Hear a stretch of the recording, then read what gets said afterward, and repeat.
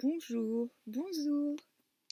Alors, aujourd'hui, euh, 3 heures du mat, on est samedi matin, donc je reprends les lectures et peut-être le tirage. Hop, j'ai fait une pause, j'ai joué au bingo, j'ai gagné, puis après j'ai tout perdu. J'étais en marathon. Ça arrive. Il y a des moments comme ça où je pars dans une autre dimension. Non, surtout, j'avais beaucoup de mal à dormir, et voilà. Du coup, j'ai essayé de trouver une activité un peu bête. Et ça a marché, j'ai dormi longtemps. Alors, les sortilèges de la douloureuse garde. Bon, comme d'habitude, je lis, je fais d'autres trucs à la fois, du genre rouler une clope, boire du café, j'ai même du vin si je veux. Peinard. Alors ça, ça va, le chapitre, il ne sera pas trop long. Et je tiens à dire quand même, les lectures, ça prend beaucoup de temps. Non seulement à lire, mais à charger les vidéos. En plus des tirages, ben, ça dure encore plus longtemps. Et voilà, donc il faut que je fasse le tri dans mes activités là je réfléchis un peu à ce que je vais faire. Il faudrait peut-être que je fasse de la pub, mais je sais pas si je suis encore prête pour avoir une grande audience, une plus grande audience, parce que euh, ce qui m'angoisse, c'est de devoir répondre à plein de gens comme je le faisais. En fait, j'ai arrêté Facebook pour ça, hein, parce que j'en avais marre de. Je trouvais que je passais beaucoup trop de temps à parler avec des gens qui, de toute manière, sont creux. Ils te parlent, ils te parlent, tu leur réponds. En fait, tu te rends compte qu'ils parlent à plein de gens en même temps. En fait, c'est complètement superficiel. Les gens, ils sont sur Facebook pour combler leur vide intérieur, quoi. Du coup, toi, t'es pas du tout là pour ça. Et il y a une sorte de. C'est comme là, j'étais à la fenêtre avec mon chat, avec mon ça. Je me disais, il y a des gens qui s'aiment pas assez. Je crois que j'en fais partie. Et il y a des gens qui s'aiment trop. Mais on se demande ce qu'ils trouvent à aimer chez eux, tellement il n'y a rien. Il n'y a rien à donner. C'est incroyable. Mais il y a vraiment des gens qui s'aiment trop. Faut trouver l'équilibre dans ce bordel, quoi. Purée. Alors, mais sans rancune Facebook. J'ai pas du tout envie d'y retourner. Il y a des gens qui me manquent, mais je me dis, le monde est petit. On se retrouvera. Alors, les sortilèges de la douloureuse garde. Il chevaucha longtemps sans rencontrer âme qui vive à travers landes, forêts et vallons. Mais ça doit être Lancelot. Un jour, je vais faire une vidéo sur la dimension T. C'est une dimension magique. Quand on met des T à la fin de toutes les phrases, et ben, on se retrouve dans une autre dimension. Et ça marche. Alors, et à Amiens, ils font ça, dans la ville d'Amiens. Je m'en suis rendu compte par hasard. Ils ont cette même faculté de rentrer en dimension T et ils mettent des T à la fin de leur phrase. Bon, je vais dire rouge à lèvres.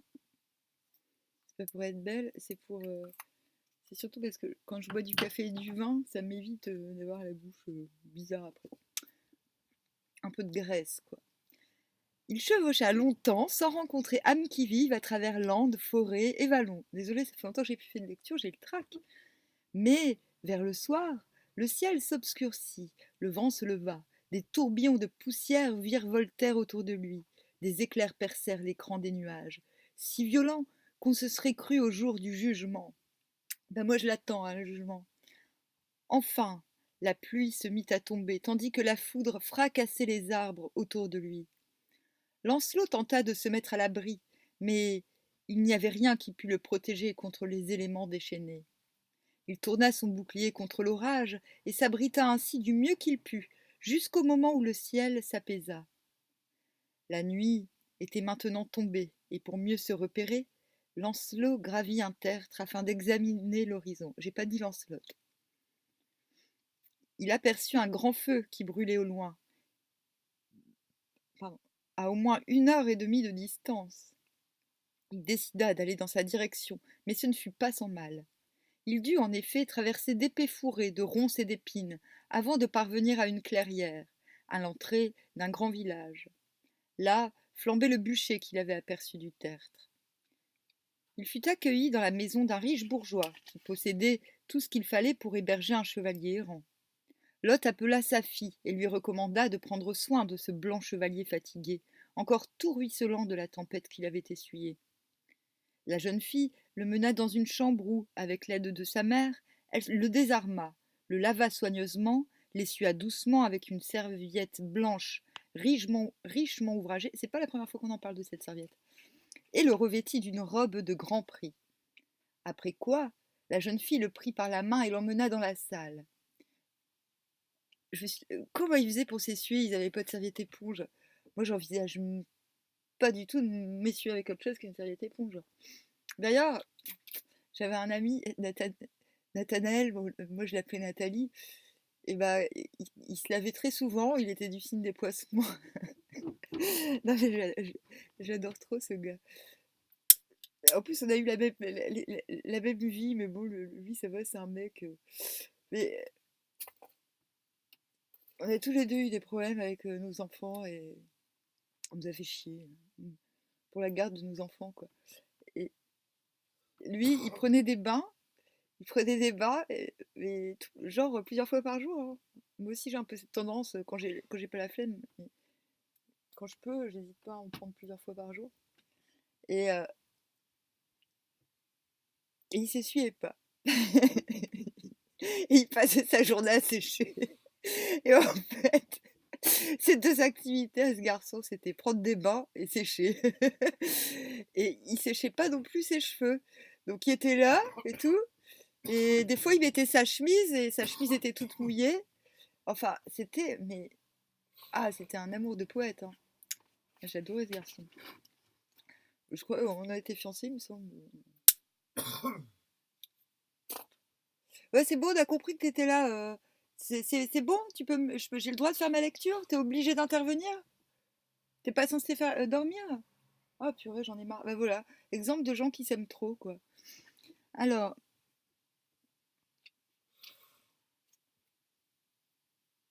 après quoi, la jeune fille le prit par la main et l'emmena dans la salle. Une femme magnifiquement parée s'y trouvait assise, et, à la lueur des chandelles dont la salle était illuminée, Lancelot reconnut Saraïde, la fidèle suivante de la Dame du Lac. Bah, normalement, Saraïde, elle a une grosse balafre sur la tronche. Pourquoi n'en parle-t-on pas? Et d'ailleurs, a-t-on vu dans une de ces histoires qu'il y avait une seule femme en guenille? Non, c'est ça. Tu fais beaucoup de répétitions, Jean-Marc. Ah, douce amie, s'exclama-t-il joyeusement, sois la bienvenue. Comment va madame, celle qui m'a si tendrement nourrie et éduquée? Madame va très bien, fils de roi, répondit Saraïde. C'est elle qui m'envoie vers toi. Et, le prenant à part, elle lui dit, fils de roi, c'est demain que tu pourras faire connaître à tous que tu es Lancelot du Lac, fils du roi Ban de Bénoïc. Je vais t'expliquer ce qu'il faudra qu'auparavant tu accomplisses. Au-dessus de ce village s'élève une fière et orgueilleuse forteresse qu'on appelle la Douloureuse Garde. D'où provient ce nom? D'une étrange coutume. Aucun chevalier errant ne s'y est jamais présenté qui n'y ait été tué ou retenu prisonnier sans espoir d'en sortir. Ah, ça me dit quelque chose, ça. Il y a quand même des trucs dont je me souviens. Non, mais la dernière fois que j'ai lu, c'était il y a 2 ans, hein, et je m'en souviens plus. C'est grave, hein. Et j'ai lu plusieurs fois. Et le feu, c'est ce qu'on appelle de la littérature à tiroir. C'est-à-dire qu'à chaque fois qu'on le relit, euh, ben, il nous paraît différent de la fois d'avant parce que entre les deux temps, eh ben, on a changé de point de vue. Du coup, il y a des choses qui nous... Putain, il se met à péter. Non, mais j'en peux plus de ce gars. Non, mais horrible, quoi. Bon, je vais aller fermer la fenêtre parce que...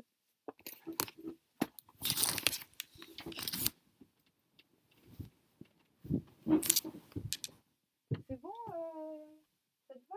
Je suis en train de faire une lecture, t'es obligé de péter, de faire... Enfin, je sais pas quoi. T'en as pas marre de saboter ma vie, là?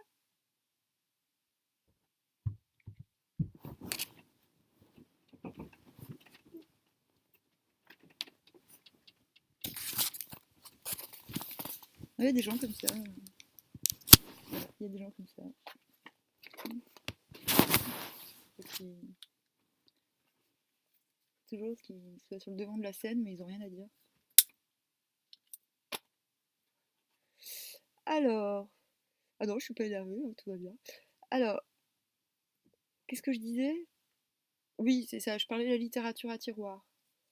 C'est ces bouquins qu'on peut relire indéfiniment, on trouvera toujours un nouveau sens, on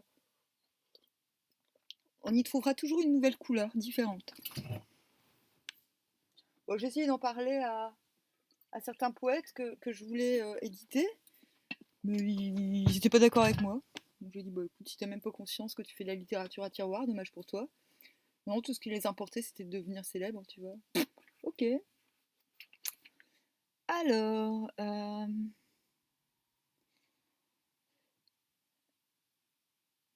j'ai l'impression que cette lecture, qui devait être courte, va être très longue parce que j'ai plein de trucs à dire.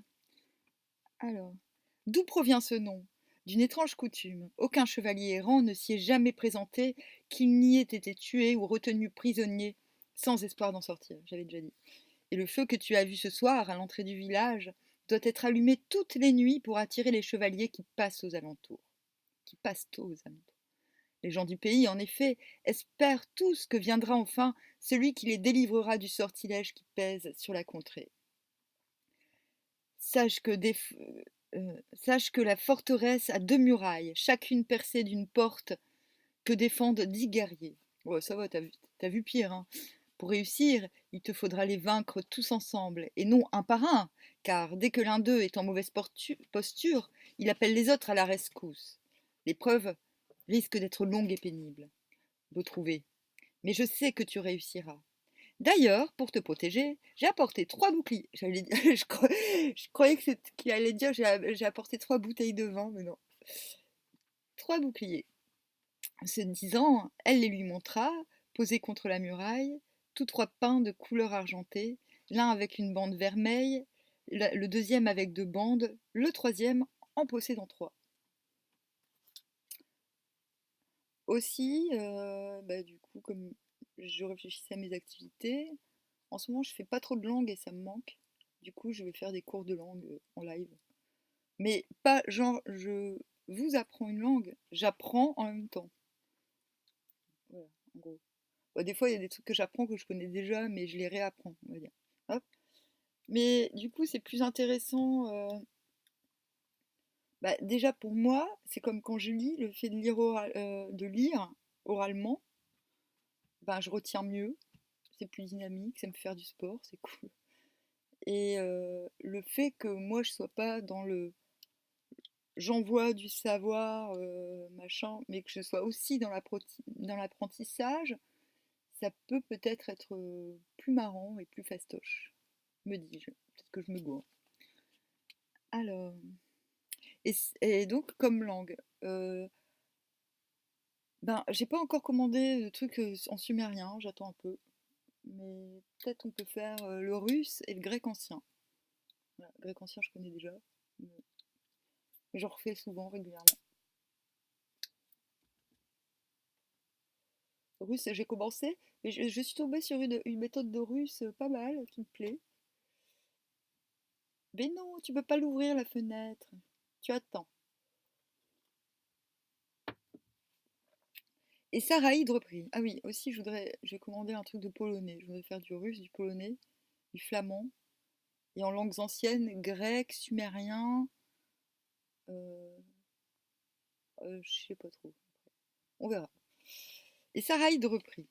Le premier de ces boucliers ajoute la forme d'un homme à celle de l'homme qui le porte. Le second lui apporte la force de 2 hommes et le troisième la force de 3. Certes, tu en auras besoin de main quand viendra le moment. Et souviens-toi de ne pas révéler ton nom avant d'avoir accompli ce que tu dois accomplir, au nom de Dieu et de Madame. Ainsi parla Saraïde. Puis, tout le monde s'assit pour se restaurer et l'on servit nourriture et breuvages les plus délicats. Comme d'hab. Enfin, tandis que le blanc chevalier dormait dans le beau lit qu'on lui avait préparé, tous les gens du village prièrent pour son succès, tant ils souhaitaient voir rompre les enchantements et les mauvaises coutumes de la douloureuse garde.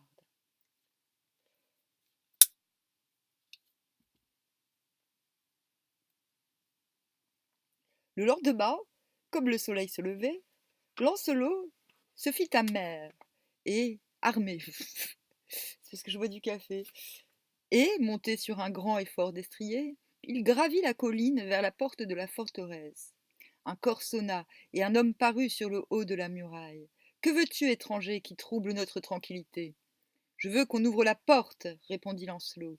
Ah, Seigneur, cria l'homme, je voudrais bien que tu fusses assez preux pour mener à bien cette aventure, car notre douleur n'a que trop duré, mais il convient que nous gardions notre loyauté et que nous tenions notre serment. Puisque tu en manifestes le désir, nous allons t'ouvrir. Alors, le pont-levis s'abaissa et 10 chevaliers sortirent un par un avant de se ranger en ordre au bas du tertre. Ce fut une rude bataille pour Lancelot. Il heurta les uns si rudement de sa lance qu'ils se retrouvèrent à terre sans plus avoir jamais besoin de médecin. Oh, elle est bonne celle-là. Jean-Marc il fait des blagues. Il faussa les hommes des autres, fendit leurs boucliers, rompit leurs haubers sur les bras et les épaules.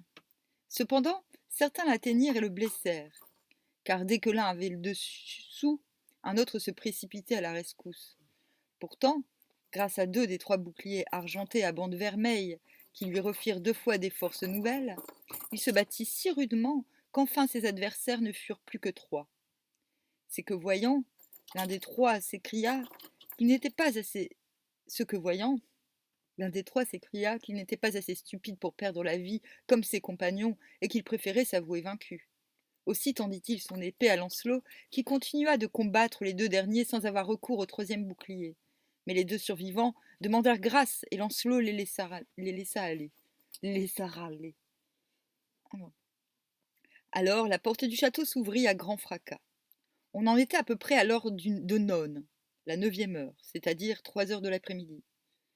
Le blanc chevalier, ivre de sa victoire, gravit le tertre et pénétra à travers le mur d'enceinte.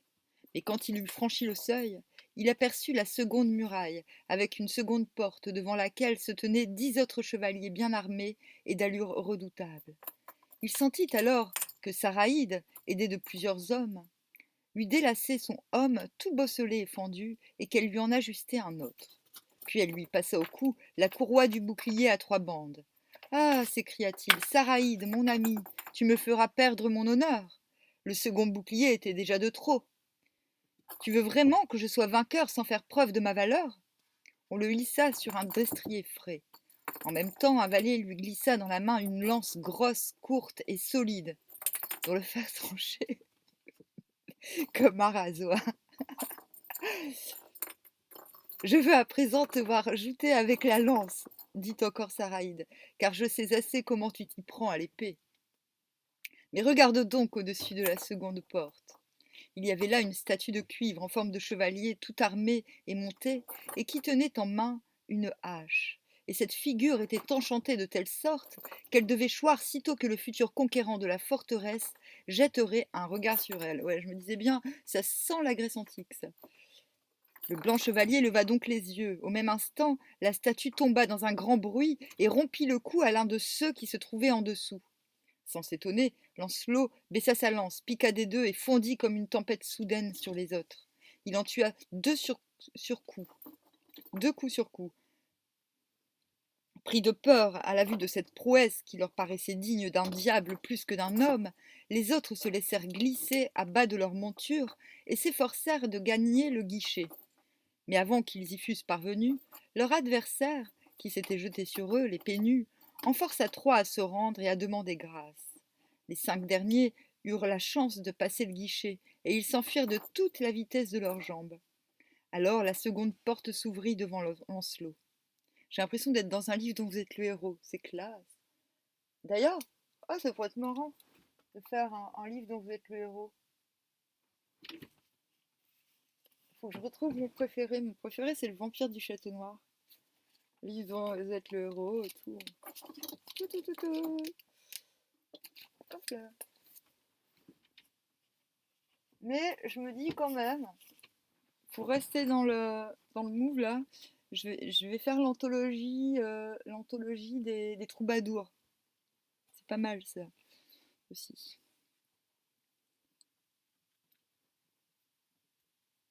puis j'essaierai de raconter un petit peu l'histoire de chacun des auteurs. Il y en a pas mal, hein.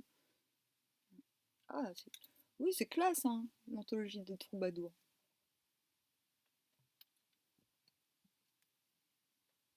Il y a tellement de livres que j'ai envie de lire à voix haute, qui méritent, qui valent le coup d'être partagés. Alors, il vit immédiatement venir une longue procession de dames, de jeunes filles et de bourgeois bien vêtus, qui manifestaient la plus grande joie du monde. L'un des hommes vint à sa rencontre et lui annonça que Brandus des îles, le mauvais seigneur de la douloureuse garde, venait de s'enfuir au galop sur son cheval, sans espoir de retour. Ai-je encore quelque chose à accomplir pour achever l'aventure demanda le blanc chevalier. Mais personne ne répondit. On le mena seulement à travers les rues de la forteresse jusqu'à un cimetière. La crête du mur d'enceinte était recouverte d'un grand nombre de hommes, et sous chacun d'eux, il y avait une pierre tombale sur laquelle des lettres disaient « Sigis un tel » et voyez sa tête. Mais il y avait aussi des tombes que ne surmontait aucun homme. Lancelot se pencha et lut le nom de plusieurs chevaliers qu'il connaissait bien, en particulier celui d'Yvain, le fils du roi Urien, et de Gauvin, le neveu du roi Arthur. Enfin, au milieu du cimetière s'étendait une immense pierre tombale recouverte d'une plaque de métal, merveilleusement ouvragée d'or et de joyaux. Au-dessus étaient gravées ces lettres. Cette pierre ne sera levée par aucune main d'homme, hormis par le grand léopard, celui qui conquérera la douloureuse garde. Brandus des îles avait souvent tenté par la force ou par d'ingénieux procédés de soulever cette dalle, mais il n'y était jamais parvenu. Le blanc chevalier se pencha et déchiffra sans difficulté l'inscription qui s'y trouvait, car il connaissait tant de lettres qu'il pouvait comprendre n'importe quelle sorte d'écriture.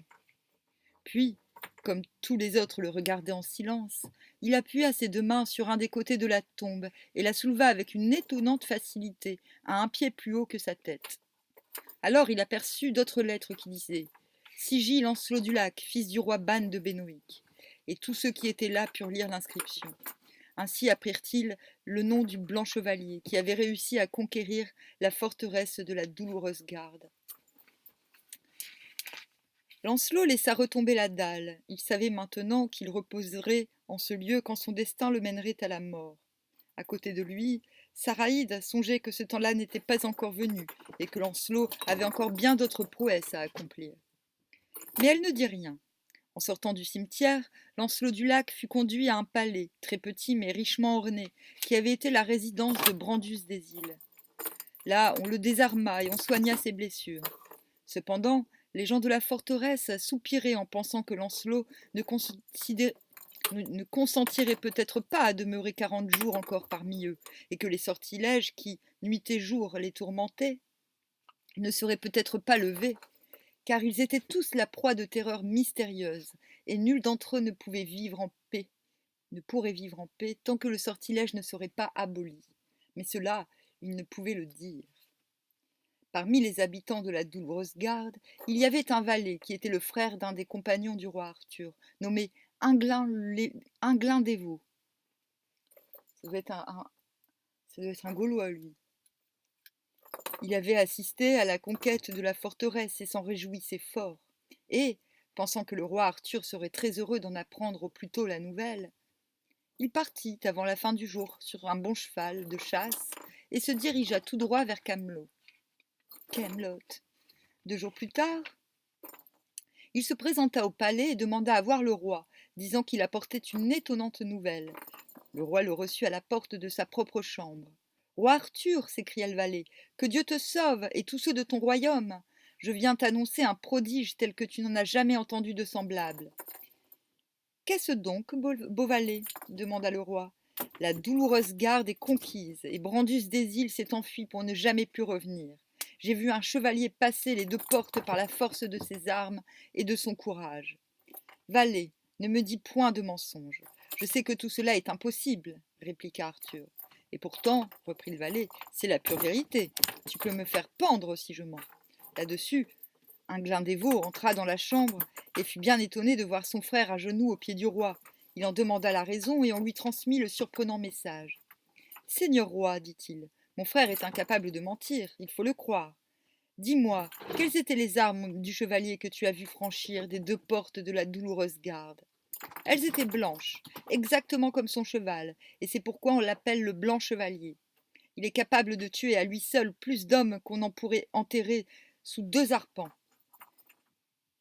Que Dieu m'aide, mais je n'ai jamais vu guerrier si redoutable.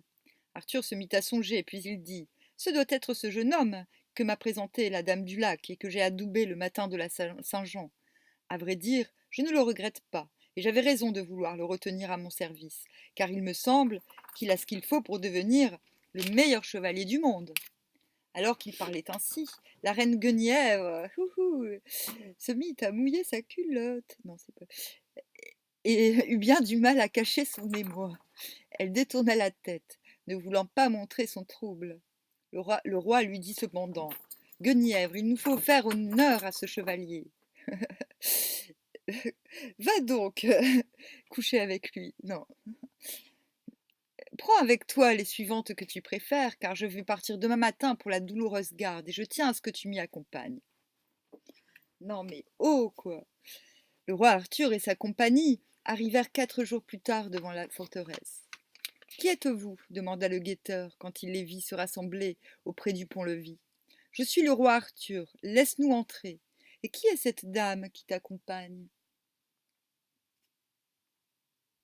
C'est la reine Guenièvre, mon épouse. Nous venons pour saluer celui qui a conquis cette forteresse. Fort bien, dit le guetteur. Pour toi et pour la reine, je ferai selon mon pouvoir. Et il envoya un valet prévenir le nouveau seigneur que le roi Arthur était devant la porte. Le blanc chevalier, dès qu'il apprit la nouvelle, se hâta de monter à cheval et d'aller à la rencontre du roi. La porte, une fois ouverte, il se trouva soudain en présence de la reine, et cette vision, à laquelle il ne s'attendait pas, le plongea dans une profonde extase. Les yeux fixés sur elle, il fit reculer son cheval jusque sous la voûte, sans même s'en apercevoir. Là-dessus, croyant bien faire, le guetteur laissa tomber la herse, et le blanc chevalier, toujours hors de sens, demeura immobile à contempler à travers les barreaux celle qui, depuis le premier moment de leur rencontre, occupait nuit et jour ses pensées. Caïn lui cria: Seigneur, tu agis vraiment comme le dernier des vilains. Lancelot ne l'entendit même pas. Alors Saraïde surgit derrière lui et le tira sur le pan de son manteau. Il sursauta et reprit tout son sens. Seigneur, dit-il à Caïn, que dis-tu? Je dis que tu offenses mon seigneur et madame la reine, car tu leur fermes la porte au nez, et tu m'offenses également, puisque tu ne daignes même pas me répondre. À ces mots, le blanc chevalier se sentit consterné et honteux. Tirant son épée et la brandissant, il cria au guetteur: Ne t'avais-je pas dit de laisser entrer madame la reine? Seigneur, tu ne m'en as jamais parlé, répondit le guetteur. Hors de lui, Lancelot s'écria: Si tu n'étais si vieux, je te couperais la tête. Ouvre cette porte, lève la herse et ne t'avise jamais plus de la faire tomber. Cela dit, il tourna bride et se sauva au galop vers le palais. Le roi, la reine et tous ceux qui étaient venus avec eux entrèrent dans la forteresse de la douloureuse garde. Ils franchirent les 2 enceintes et pénétrèrent dans les cours, où ils virent d'étranges spectacles. À toutes les fenêtres se pressaient dames, jeunes filles, chevaliers et petites gens qui pleuraient à chaudes larmes dans le plus grand silence. Et ça va, ma série? Hein? Tu t'amuses bien avec la baballe? Elle est... C'est quoi le terme? Oups. Elle est déchaînée. Certes, murmura Arthur, je suis dedans maintenant, mais je n'en sais pas plus que si j'étais resté dehors. Seigneur, dit la reine, je ne vois ici que des gens qui souffrent. Espérons que celui qui nous en a tant montré nous en montrera encore davantage. À ce moment, le blanc chevalier traversa la cour sur son cheval tout armé, le homme en tête, la lance au poing et le bouclier argenté à 3 bandes vermeilles sur le dos, bien résolu à s'éloigner à tout jamais, ne pouvant supporter plus longtemps la honte de sa conduite.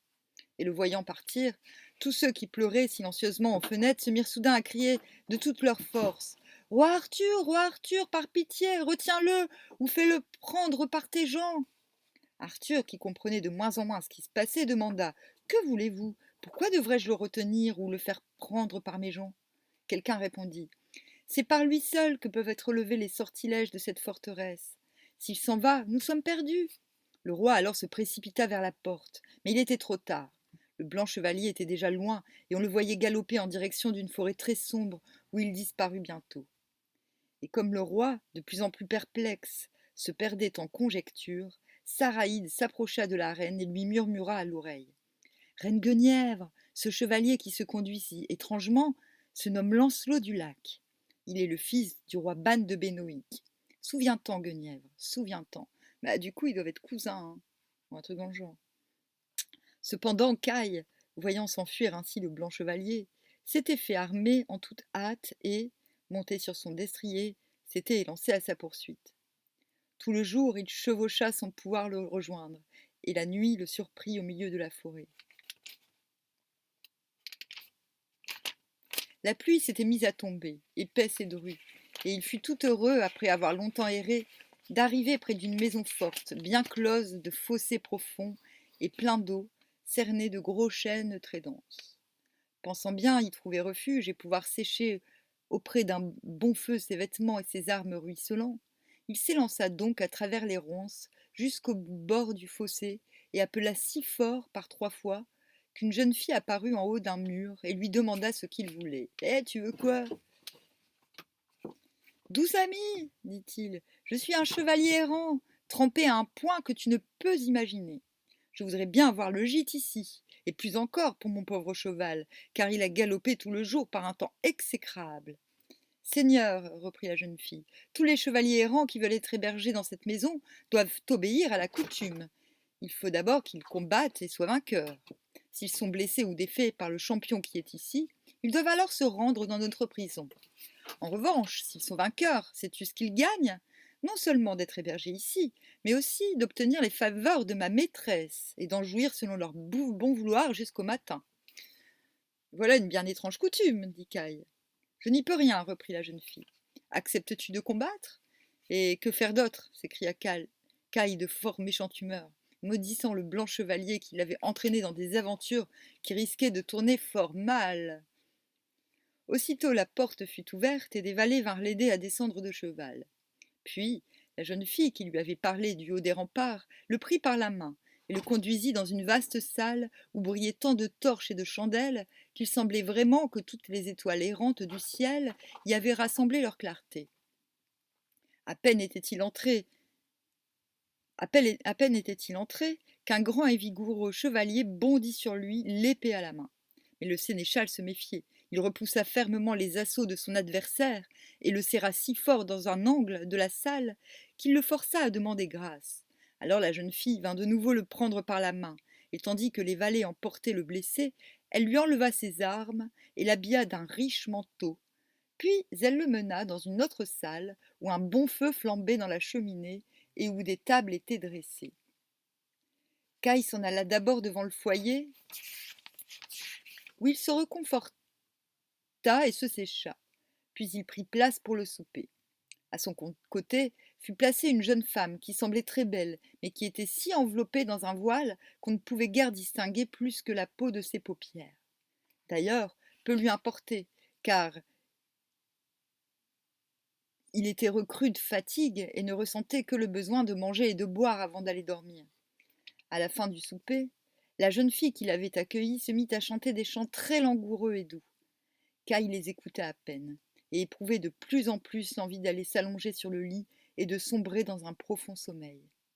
Sentant qu'il se refroidissait, car sa robe n'était pas sèche, ça me rappelle Nathalie, il alla s'asseoir près de la cheminée, le dos et l'épaule tournés vers les flammes, et se sentit si bien qu'il s'endormit bientôt sans s'en rendre compte.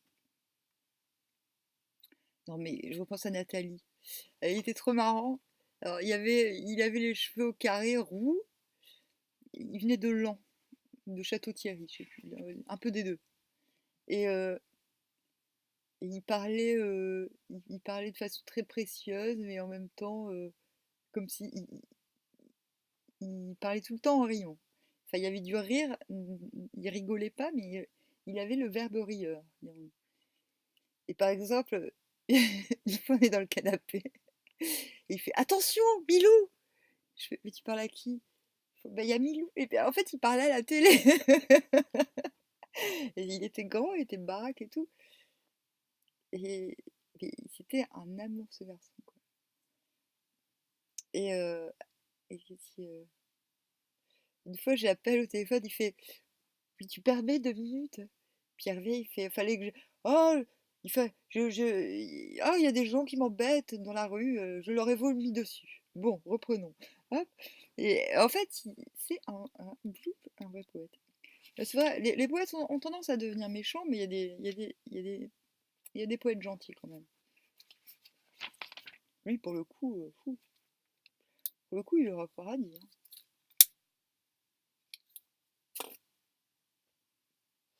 Alors, belle et même gentille sœur, dit la jeune fille qui chantait et jouait de la harpe à la femme voilée, voici un chevalier qui ne paraît pas désirer ardemment ce qu'il a gagné aux combattants. Et elle se mit à rire. La femme lui répondit: Nul ne fait de plus grande folie que celui qui se croit sage. Oh, je vais me coucher, ma sœur, mais n'oublie pas ce dont nous sommes convenus, car autrement je serai déshonorée à jamais. La femme fit comme elle avait dit.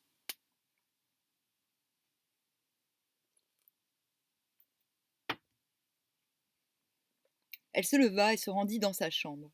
La jeune fille à la harpe demeura dans la salle jusqu'au moment où le sénéchal se réveilla, très avant dans la nuit. Quand il reprit ses sens, elle lui versa à boire, puis lui fit traverser 2 petites chambres dont les murs étaient recouverts de bêtes, d'oiseaux et de poissons peints de toutes les couleurs, et le fit pénétrer enfin dans une troisième pièce, où se trouvait un lit très haut qui paraissait bien douillet. Jeune fille, dit Caille en riant, ce lit est l'un des plus attirants que j'ai vus depuis longtemps, mais rien n'est plus triste qu'un lit où l'on se retrouve seul. Tiens la promesse que tu as faite, car je ne veux point que l'aventure soit diminuée à cause de moi pour les futurs chevaliers qui viendront.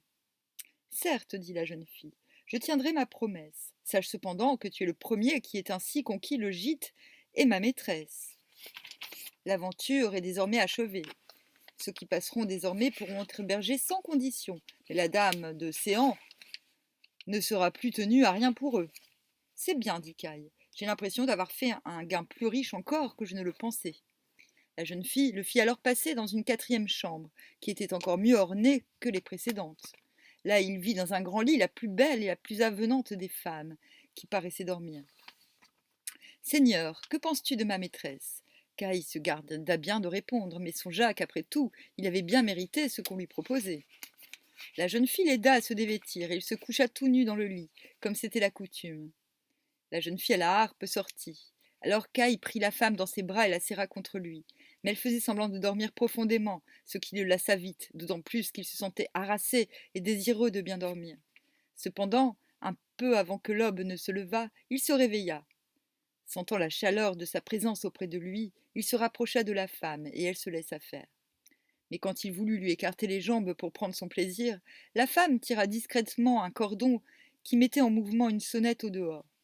Aussitôt, quelqu'un sonna du corps derrière la porte, si rudement que la voûte en trembla et que le malheureux sénéchal sursauta et perdit du même coup toute son énergie naissante. Alors, en gros, il a débandé, quoi. Mais, comme un peu plus tard, le désir recommençait à le tenailler, il étreignit à nouveau la femme pour une nouvelle tentative, en vain. La sonnette retentit et le corps éclata derrière la porte, 2 fois plus fort cette fois. Le sénéchal, plus ébahi encore, demanda à la femme ce que cela signifiait. C'est un épouvante mauvais, répondit-elle, en se retenant de rire. Caille en ressentit si grande honte qu'il se mit à transpirer abondamment, ce qui acheva de lui ôter tout désir. C'est alors qu'entra la jeune fille à la harpe. Lève-toi, beau seigneur, dit-elle, car il fait jour. Et elle tira la teinture qui voilait la fenêtre. Puis elle ajouta en souriant: Qui dort trop au matin, maigre devient. Caille, ébloui par la clarté du soleil, se leva tout dolent et courroucé. Il descendit dans la salle où étaient restées ses armes et s'en revêtit sans plus tarder. Il monta sur son destrier, qu'on lui avait amené, et s'éloigna sans dire un mot à la suite de la jeune fille à la harpe qui lui avait promis de le remettre sur le bon chemin. Elle allait un peu devant lui, montée sur une mule, et elle chantonnait. Car il la rattrapa et lui dit: J'ai l'impression que tu dors, chevalier. Peut-être ton amie t'a-t-elle fait veiller plus que tu ne peux le supporter. Caï ne fut pas dupe de son ironie. Jeune fille, dit-il, je sais bien que tu me railles, et je n'y peux rien. Toutefois, puis-je te rappeler un proverbe qui prétend qu'il vaut mieux être trompé que d'être le trompeur? Mais la jeune fille ne répondit pas, et le laissa à un carrefour d'où l'on pouvait apercevoir au loin la forteresse de la douloureuse garde. Kai s'éloigna sans un regard de plus pour sa compagne, se disant en lui-même qu'il ne se laisserait désormais plus jamais prendre au piège subtil de la rouerie féminine. Peut-être tu lui plaisais pas, c'est tout, hein. Il ne mit pas longtemps à regagner la forteresse. Là, bien qu'il restât muet sur la mésaventure dont il avait été le héros et la victime, il fut bien obligé de dire au roi Arthur et à la reine Guenièvre qu'il n'avait pas retrouvé le blanc chevalier. Arthur en fut très déçu et demanda à tous ses compagnons de faire l'impossible pour lui ramener celui qui tenait en si haute estime. Guenièvre, elle, ne disait rien, mais elle espérait de toute son âme revoir au plus tôt ce chevalier dont elle savait maintenant le nom et le lignage, et qui avait tant ému son cœur et son esprit. Quant aux habitants de la douloureuse garde, ils continuaient à se lamenter, car le seul être qui aurait pu les délivrer avait disparu.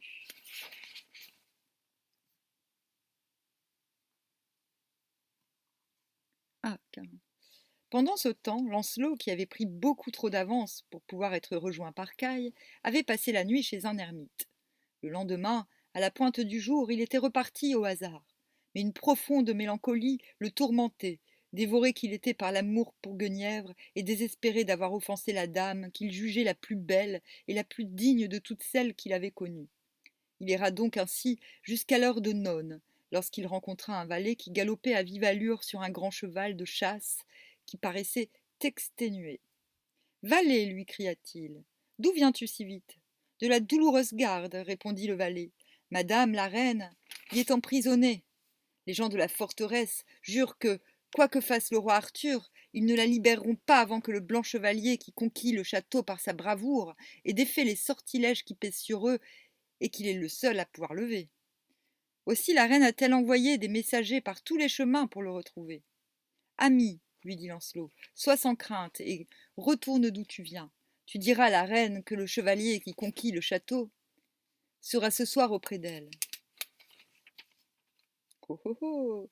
Bon, c'est là qu'ils vont le faire ou c'est pas là qu'ils vont le faire? Bon, je vais boire du vin, moi, parce que... Ouh. Non, je fais du souplisme. Ah oui, aussi j'ai prévu de mettre, de faire des lectures yoga. Ce seront de toutes petites lectures basées sur le livre de Iyengar, Ashtanga Yoga, et je m'occuperai de chaque posture une par une. Voilà, et je mettrai en vignette l'image de chaque posture avec Iyengar. Je ferai une introduction pour expliquer pourquoi je fais ça.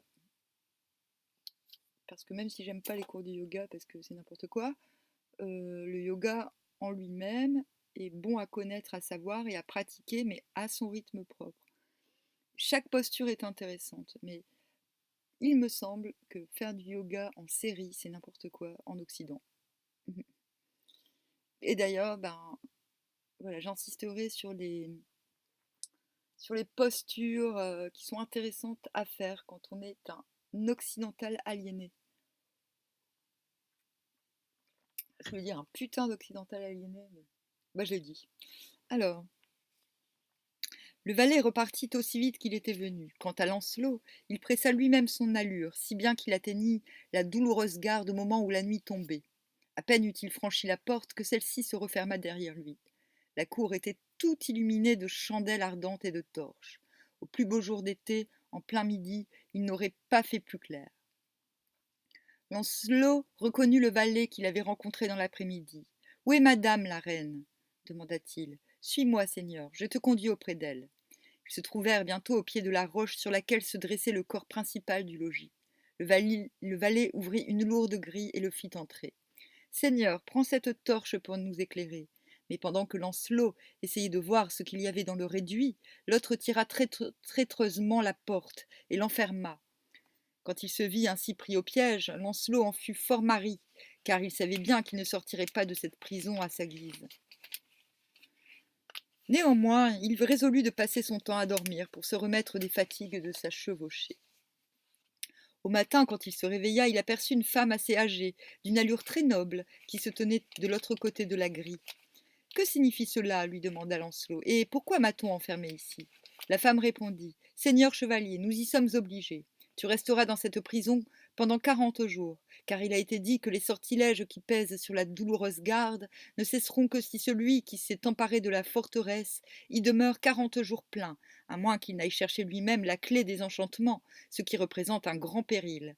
Tu devras donc demeurer ici 40 jours, à moins de jurer sur les saintes reliques d'aller chercher la clé des enchantements. » « Et madame, la reine, demanda Lancelot, où est-elle ? » « Elle n'est plus ici. Elle est repartie avec le roi Arthur et le sénéchal Caille. Ce que t'a raconté le valet était une invention pour te faire revenir ici. Mais voudras-tu jurer de délivrer la douloureuse garde de ces sortilèges ? Qu'on m'apporte les reliques, s'écria Lancelot.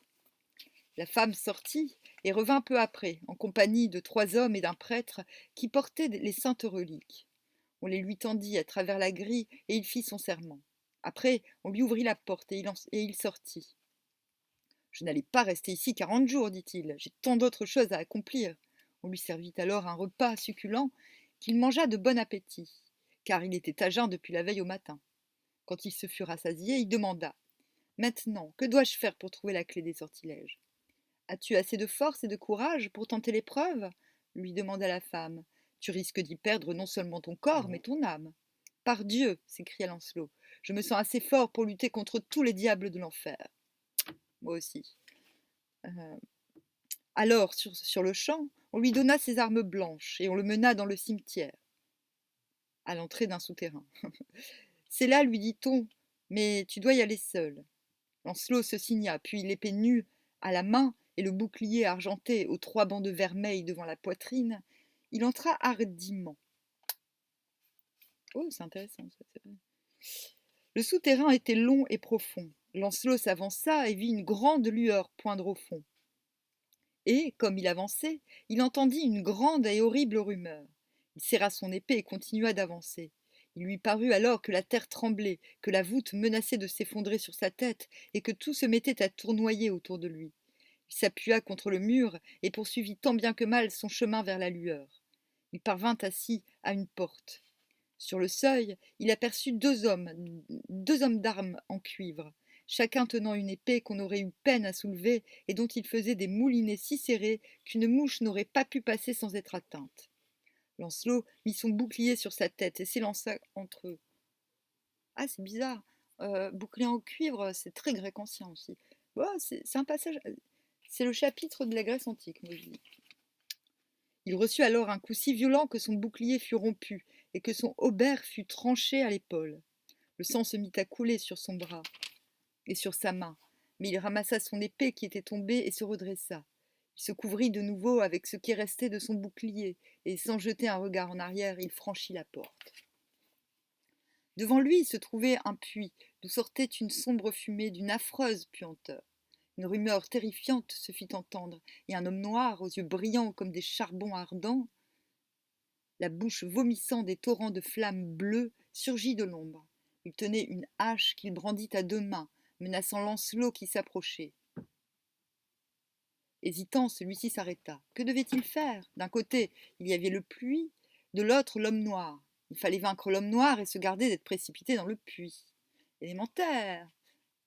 Il remit son épée au fourreau, fit passer son bouclier dans sa main droite et, brusquement, il se rua sur l'homme noir avec une telle violence qu'il le heurta au plein visage. Le bouclier vola en éclats, mais Lancelot, sans perdre de temps, saisit l'homme noir à la gorge. Sous cette étreinte mortelle, l'homme lâcha sa hache, qui tomba sur le sol avec un bruit épouvantable. Alors Lancelot le traîna d'une seule main vers le puits et l'y jeta. Puis, le corps ayant disparu au milieu de la fumée, il dégaina de nouveau son épée. À ce moment, il vit devant lui une forme féminine en cuivre richement émaillée qui tenait dans sa main droite 2 clés. Auprès d'elle, sur un pilier de bronze, une inscription disait « La grosse clé me déferme, la petite déferme le coffre périlleux. » Lancelot s'empara de la plus grosse clé et ouvrit le pilier où se trouvait un coffret de métal rouge.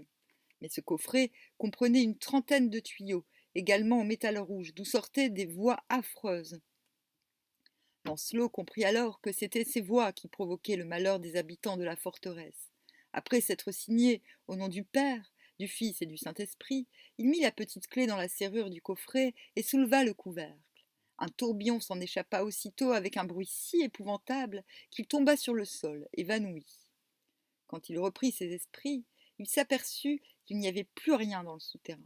Le puits, le pilier d'airain, la femme et les géants de cuivre, tout avait disparu.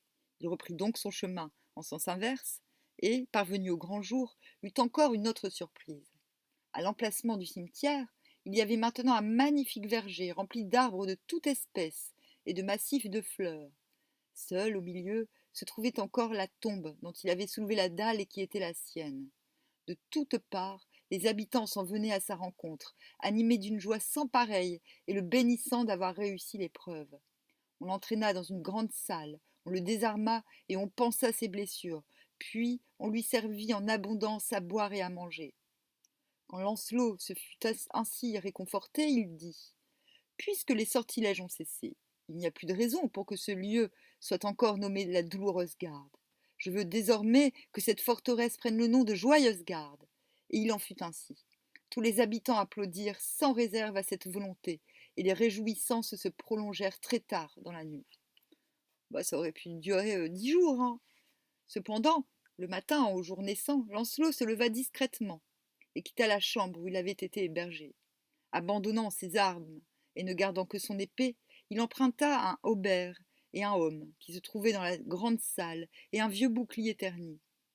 Ainsi, armé de telle sorte que personne ne pouvait le reconnaître, il choisit un cheval vigoureux, le sella et quitta le château de Joyeuse Garde sans attirer l'attention de quiconque. D'après le Lancelot attribué à Gauthier. C'est vrai qu'il n'y a pas eu beaucoup de... Il n'y a pas eu beaucoup de notes à celui-là. Donc le prochain chapitre s'intitule Le Seigneur des îles lointaines. Là.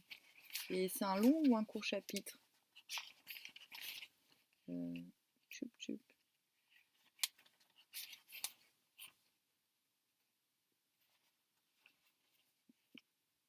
Ouais, c'est un moyen chapitre. Hop, bon bah voilà, super. Moi, je sais pas ce que je vais faire là. Je ne sais pas si je continue comme d'hab. Ça et ça. Hop. Et puis, bon, on verra.